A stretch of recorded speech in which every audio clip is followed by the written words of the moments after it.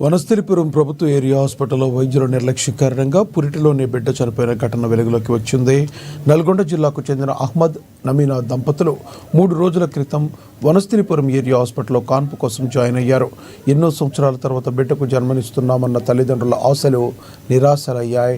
తల్లికి నొప్పులు రావడంతో 2 రోజుల తర్వాత కాన్పు చేశారు వైద్యులు.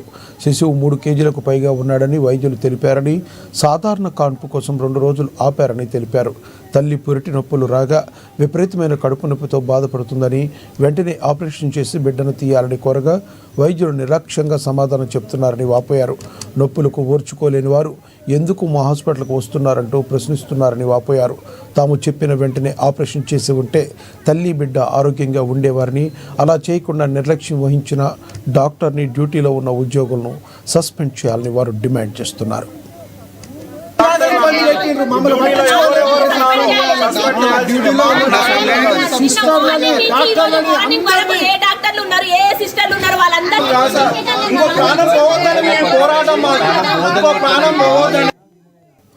ఇక వైద్యశాల సిబ్బంది రోగులను పట్టించుకోకుండా మొబైల్ ఫోన్లు బిజీగా ఉంటున్నారని, ఎవరైనా పేషెంట్లను చూడడానికి పిలిస్తే నిర్లక్ష్యంగా మాట్లాడుతున్నారన్నారు. కాన్పు అయిన తర్వాత డబ్బులు వసూలు చేయడంలో మాత్రం ముందు ఉంటారని, వైద్య సేవలు అందించడంలో చాలా నిర్లక్ష్యం వహిస్తున్నారని బంధువులు ఆసుపత్రికి వచ్చి తోటి రోగి సహాయకులు తెలిపారు. బిడ్డ కోసం తెచ్చిన బట్టలను చూపిస్తూ కన్నీటి పర్యంతమయ్యారు.